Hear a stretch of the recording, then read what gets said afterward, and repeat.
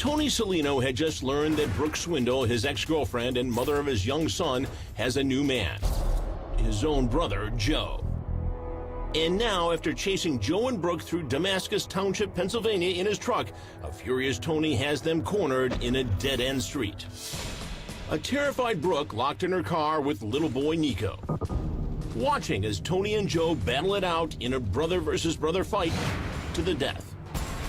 She said that Joe was at the back of the car, running towards Tony, who's in a jealous rage, armed with a .22 caliber pistol. And Tony turned, lifted up the gun and shot him. He hits Joe in the chest, but fails to stop him.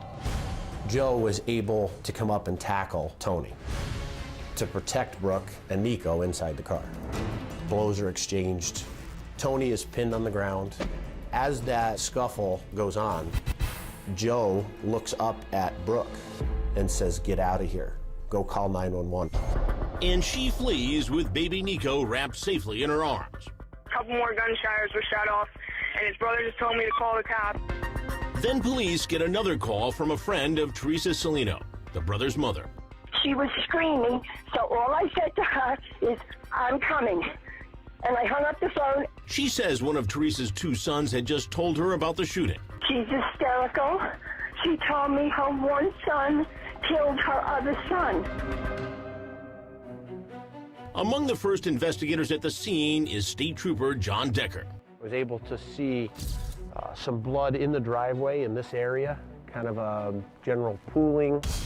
And then there was a blood trail, kind of a speckled type pattern that went along through here, up the driveway, and then over to the house near the porch area, where investigators would discover which brother had killed the other.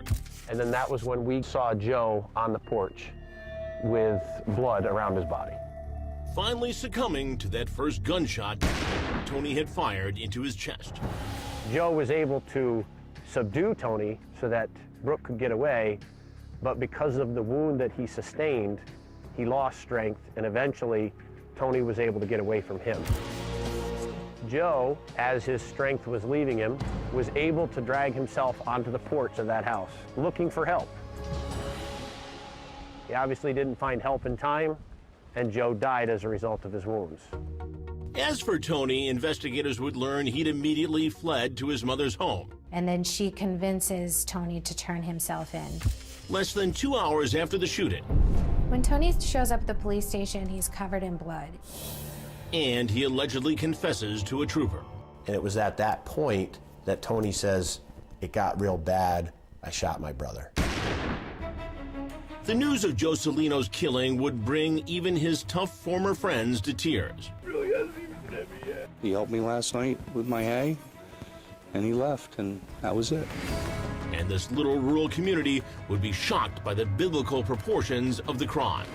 This had those overtones from the Cain versus Abel story, where two brothers ended up, one dying at the hand of the other.